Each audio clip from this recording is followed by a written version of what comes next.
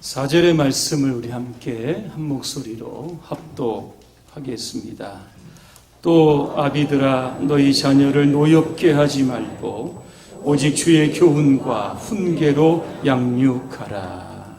아멘. 오직 주의 교훈과 훈계로 양육하라는 주제로 잠시 말씀을 드리겠습니다. 지난 5월 5일 국민일보 사설에 이러한 제목의 글이 있었습니다. 어린이가 안전한 나라, 국가의 책무다라고 하는 제목이었습니다. 이 내용을 간단하게 소개시켜드리면 이런 내용입니다. 행정안전부에 따르면 매년 2만 건의 안전사고가 발생한다고 합니다. 이 사고로 인해서 14세 미만의 약 200명의 안팎의 어린아이가 사망을 한다고 합니다. 그 200명 중에 약 45%, 한 90명 정도 되는 아이들이 매년 교통사고로 죽는다고 합니다. 여러분 학교 앞에 운전하실 때 특히 서행하셔야 될 것 같습니다. 또한 보육교사나 이 부모 등에 의한 아동학대도 굉장히 심각하다고 합니다. 보건복지부에 따르면 지난 5년간 약 7만 건의 아동학대가 발생했다고 합니다.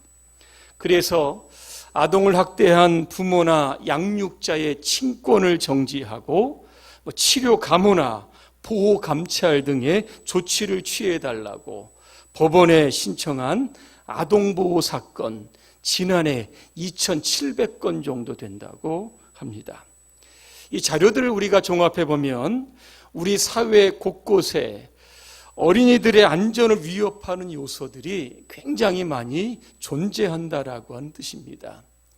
이를 위해 정부가 어린이 안전 대책을 내놓기도 했습니다. 어린이는 나라의 미래이며 희망입니다. 어린이가 안전하고 건강하게 자랄 수 있는 나라를 만드는 것은 우리 어른들의 책임이고 국가의 의무라고 하는 것을 한시도 잊어서는 안 될 겁니다.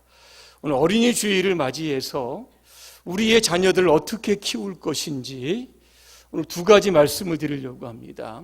첫째는 우리의 자녀들을 노엽게 하지 말아야 합니다. 오늘 본문의 시작이 어떻게 시작이 됩니까?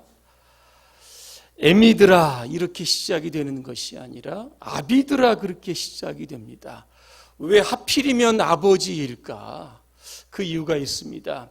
이 말씀이 쓰여졌던 당시로 돌아가다 보면 로마의 가정에 아버지는 법이었습니다.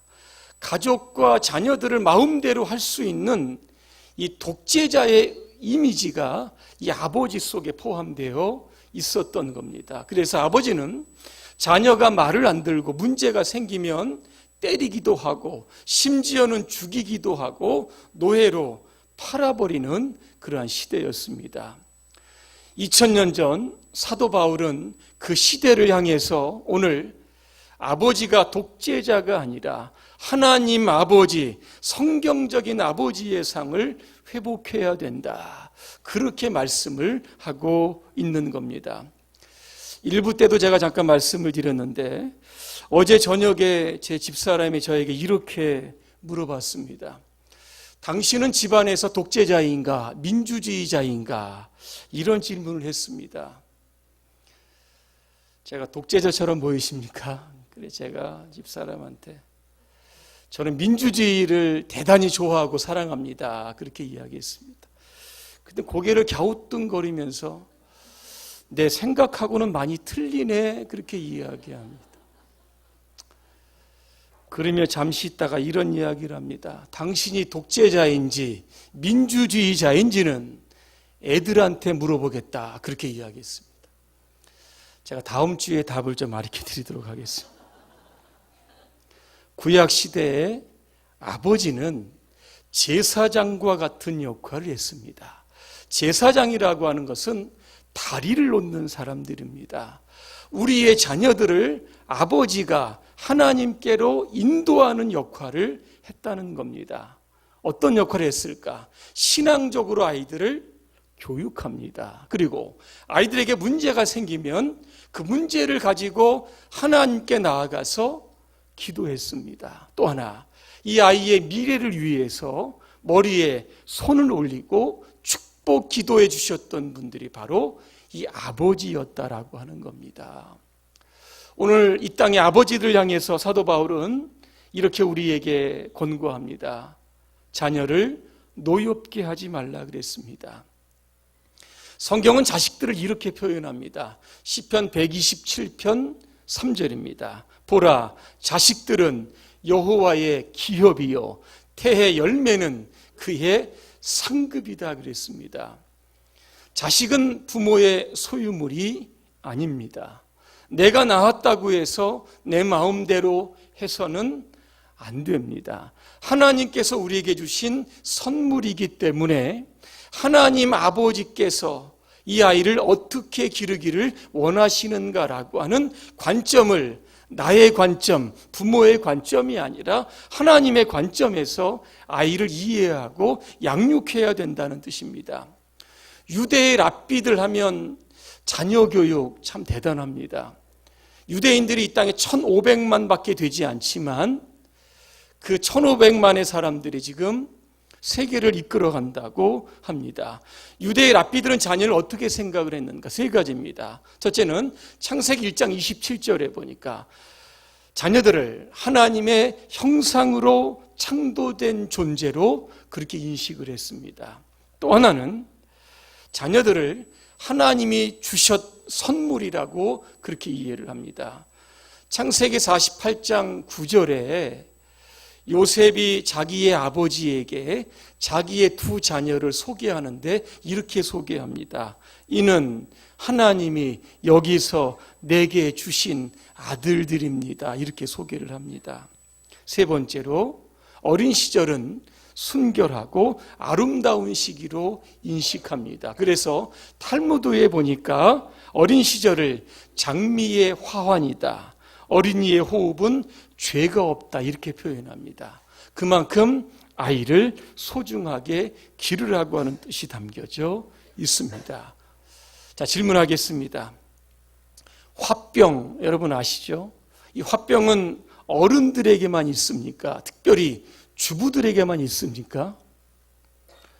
어린아이에게도 화병이 있다고 합니다. 취약 전에 극심한 스트레스가 있게 되면 식욕부진이나 대소변을 가르지 못합니다. 자, 취약 후에도 아이들이 화병이나 이런 스트레스가 심하게 되면 신경질이나 짜증을 많이 부리게 됩니다. 어지럽다고 이야기하고 가슴이 답답하다고 이야기하고 소화가 안 된다고 이야기를 합니다. 여기에 조금만 진행이 되면 말을 더듬습니다. 그리고 학습 장애가 생기게 되는 겁니다. 친구들하고 잘 어울리지 못합니다. 왜 어린아이들에게 이러한 화병이 생기게 될까? 여러 가지 이유가 있지만 가장 대표적인 이유가 있습니다. 이것은 자녀를 향한 부모의 과잉 보호와 과대한 기대가 화병을 불러일으킨다 이렇게 이야기합니다. 요즘 우리 자녀들 얼마나 해야 할 공부가 여러분 많습니까? 학습량은 계속 늘어갑니다. 그러나 아이의 능력에는, 머리에는 한계가 있습니다. 그럼에도 불구하고 부모들은 부모의 기대치에 욕심에 맞게 자꾸 아이에게 학습을 강요합니다. 아이들이 어릴 때는 밖에서 나가 놀아야 건강하게 됩니다. 그런데 집안에서 자꾸 이 공부만 하다 보니까 육체적으로 약해지게 되고 자꾸 스트레스가 발생하게 되는 겁니다. 그래서 과잉 보호, 과대한 기대는 오히려 자녀를 보호하는 것이 아니라 망치게 된다는 뜻입니다. 골로새서 3장 21절입니다. 아비들아 너희 자녀를 노엽게 하지 말지니 낙심할까 하노라 그랬습니다. 자녀를 노엽게 하면 자녀들이 상처를 받습니다. 그 상처가 쌓이면 반발심이 생기게 되고 결국에는 삐뚤어지는 길로 갈 수밖에는 없는 겁니다. 그래서 부모는 자녀의 재능이나 어떤 취미에 맞추어서 그들을 개발시킬 수 있어야 하는 겁니다. 그리고 자녀들을 여러분 자주 화나게 하지 마시고 격려해 주시고 칭찬해 주시기를 좀 바랍니다. 학교에서 운동회 하는데 아이가 열심히 뛰었는데 꼴등했습니다. 여러분 어떻게 하시겠습니까? 이 아이는 꾸중받을 아이가 아니라 칭찬받을 아이입니다. 왜? 자기 깐에는 죽을 힘을 다해 뛰었기 때문에 그렇습니다. 중간고사 시험을 치렀습니다. 밤을 새서 열심히 공부했는데 나중에 성적 나온 거 보니까 별로 좋지 못합니다. 부모된 분들은 속도 많이 상하시면 아이들을 막 혼내시고 아마 그럴 겁니다. 90점 받았으면 더 잘했으면 100점 받을 수 있었는데 왜 요거밖에 안 되냐고 아마 아이들에게 화를 여러 많이 내실 겁니다. 이런 아이들은요, 격려받을 아이들이죠. 꾸중 들어야 할 아이들이 아니라고 하는 겁니다. 자기 자녀를 다른 아이와 자꾸 비교해서 노엽게 하지 마시기를 바랍니다. 그렇게 되면 아이들이 자꾸 열등감에 빠지게 되고 나중에는 우울증의 증세를 보이게 되는 겁니다. 그래서 부모는 자녀를 노엽게 하지 말고 어떻게 해서든지 격려하고 칭찬할 수 있어야 하는 겁니다. 자, 두 번째, 우리의 자녀를 어떻게 키울 것인가. 성경에 정확한 답이 나왔습니다. 오직 주의 교훈과 훈계로 양육하라 그랬습니다. 우리나라의 과거의 교육은 유교식 교육입니다. 대단히 엄격하고 대단히 폐쇄적이었습니다. 이에 반발해서 나왔던 교육의 원리가 바로 이 몬테소리라고 하는 겁니다. 이 몬테소리 교육의 원리의 가장 특징은 자율성을 강조합니다. 아이들에게 강압적으로 하지 말고 통제하지 말고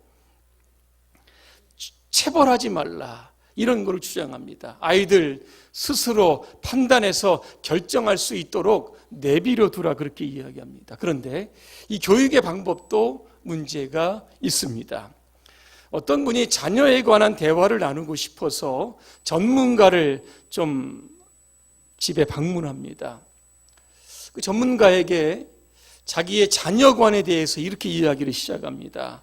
어린아이들은 좀 자유롭게 생각하고 행동하도록 좀 놔둬야 됩니다. 그래서 아이들이 어려서부터 스스로 결정할 수 있는 법을 배워야 합니다. 이렇게 이야기를 합니다.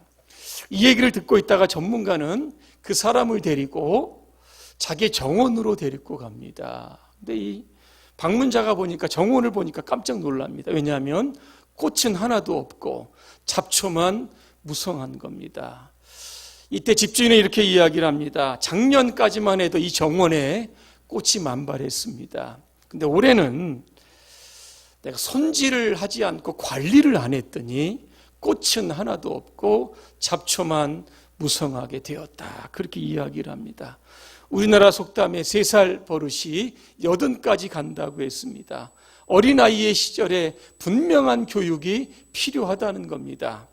잠언 22장 6절입니다. 마땅히 행할 길을 아이에게 가르치라. 그리하면 늙어도 그것을 떠나지 아니한다 그랬습니다. 이 통계적으로 보면 어린아이 때 교회에 나갔던 사람들이 성인이 되어서 교회를 떠납니다. 근데 이들이 돌아올 확률이 굉장히 높다고 합니다.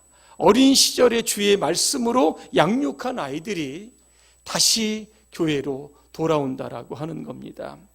오늘 교훈과 훈계라고 했는데 이게 비슷한 단어인 것 같지만 조금 차이점이 있습니다.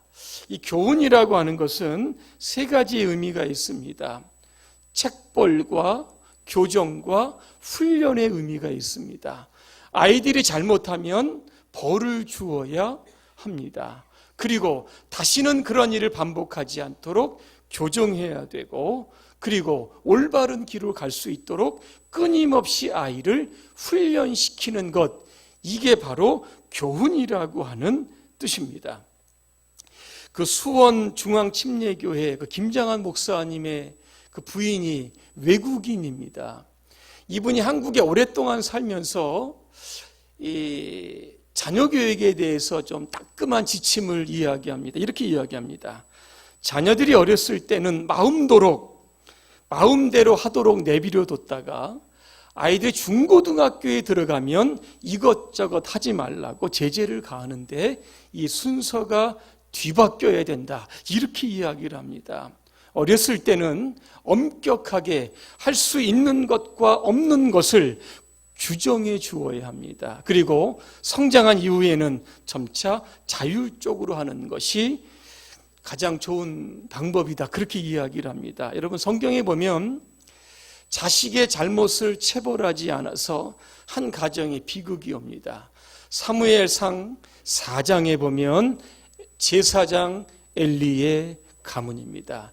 엘리는 두 명의 아들이 있었습니다. 홈리와 비느하스입니다. 홈리와 비느하스는 성경에 보니까 불량자라고 그랬습니다. 어떤 일을 했을까? 대표적으로 두 가지입니다. 한 가지는 하나님께 드릴 제물을 준비하는데 자기가 먼저 제물의 가장 좋은 부분을 취해다가 먹는 그런 일을 행합니다. 또 한 가지는 그 성전에서 수종드는 여인들과 동침하는 일이 일어나게 됩니다. 아버지가 이 사실을 알았습니다. 그럼에도 불구하고 성경에 보니까 책벌했다는 이야기가 없는 겁니다. 나중에 어떻게 되었을까? 이 두 아들은 전쟁터에서 한날 한시에 죽습니다. 이 아버지는 아들이 죽었다라고 하는 소식을 듣고 의자에 넘어져서 목이 부러져서 죽습니다. 비느하스의 아내가 이제 출산을 해야 되는데 남편이 죽었다는 소식을 듣고 그만 아이를 낳고 죽게 됩니다. 이 아이는 살았는데 이 아이의 이름이 이가봇입니다. 뜻이 무엇인가? 하나님의 영광이 이스라엘에게서 떠났다라고 하는 뜻입니다. 성경은 여러분 자식을 사랑한다라고 하면 반드시 징계해야 됩니다. 잠언 22장 15절을 제가 공동번역으로 읽어드립니다. 아이들 마음에는 어리석음이 뭉쳐있다. 채찍을 들어 혼내주어야 떨어져 나간다. 그렇게 되어 있습니다. 여러분의 가정이 샤론의 장미꽃 같은 그런 아이들이 참 이쁘게 자라는 그런 아름다운 정원이 되시기를 바랍니다. 또 한 가지는 훈계입니다. 이게 누네시아라고 되어 있는데 이 뜻이 뭐냐면 충고한다는 겁니다. 아이들을 충고할 때 여러분의 생각으로 충고하지 마시고 하나님의 말씀으로 충고하라고 하는 뜻입니다. 유대의 어머니들은 태교를 합니다. 무엇으로 하는지 아십니까? 뱃속에 있는 아이에게 들을 수 있도록 끊임없이 성경을 읽는다고 합니다. 아이가 태어나면 그 귀에 대고 성경을 읽어준다고 하고 말과 글을 알게 되면 하루에 읽을 수 있는 성경의 분량을 주고 읽게 하고 암송한다고 합니다. 어떤 성경의 내용일까? 신명기 6장 4절과 5절의 말씀입니다. 이것을 쉐마라고 하는데 제가 한번 읽어드립니다. 이스라엘아 들으라. 우리 하나님 여호와는 오직 유일한 여호와이시니 너는 마음을 다하고 뜻을 다하고 힘을 다하여 내 하나님 여호와를 사랑하라 그랬습니다. 이 말씀을 부모된 우리들이 뒤에 읽지 않았지만 집에서 가르치고 걸어 외출할 때도 가르치고 잠을 잘 때도 가르치고 아침에 일어날 때도 부지런히 이 말씀을 강론하라 그랬습니다. 아이들 성공시키기 위해서 고해 과일을 비롯해서 많은 돈을 여러분 사용하고 계시는데 이것도 굉장히 중요하지만 그러나 이것보다 더 중요한 것은 우리 아이들을 주의 말씀으로 양육하는 겁니다. 집에서 이것이 조금 불가능하면 우리 교회 학교에 보내주시면 우리 선생님들이 잘 양육시킬 겁니다. 성경은 어떤 사람이 복 있는 사람이라고 정의했을까? 시편 1편에 보니까 이렇게 되어 있습니다. 오직 여호와의 율법을 즐거워하여 그 율법을 주야로 묵상하는 자, 이게 복 있는 자입니다. 구체적인 복이 시편 1편 3절에 나와 있습니다. 그는 시냇가에 심은 나무가 철을 따라 열매를 맺으며 그 잎사귀가 마르지 아니함 같으니 그 하는 모든 일이 다 형통하리로다. 그렇게 되어 있습니다. 결론입니다. 영국의 철학자 존 노크는 사람의 마음은 백지와 같다, 그렇게 이야기를 했습니다. 어떤 물감을 가지고 어떤 그림을 그리느냐에 따라서 아이의 인생이 달라진다는 뜻입니다. 깨끗한 종이에 시커먼 도둑 그림을 그리면 이 아이는 도둑으로 자라게 될 겁니다. 그러나 하얀 종이에다가 여러분 아름다운 꽃을 그리게 되면 꽃처럼 아름답게 자랄 겁니다. 저는 우리의 자녀들이 한 그루의 나무와 같다, 늘 그런 생각을 해봅니다. 교훈과 훈계라고 하는 이러한 영적 비료를 잘 주게 되면 하나님의 영광을 드러내는 축복의 나무로 성장하게 될 겁니다. 오늘 어린이날을 맞이해서 다시 한번 어떻게 우리의 자녀들을 양육할 것인지 성경으로 돌아가고 오늘도 주의 말씀으로 돌아가서 정말 여러분의 자녀들을 세계적인 인물로 키워내시기를 주님의 이름으로 축원합니다. 기도하겠습니다. 은혜로우신 하나님, 하나님께서 우리에게 기업과 상급으로 주신 우리의 자녀들, 오직 주의 교훈과 훈계로 양육해서 이 아이들이 주님의 손에 붙들려 위대하게 쓰임받게 하여 주옵소서. 예수님의 이름으로 기도합니다. 아멘.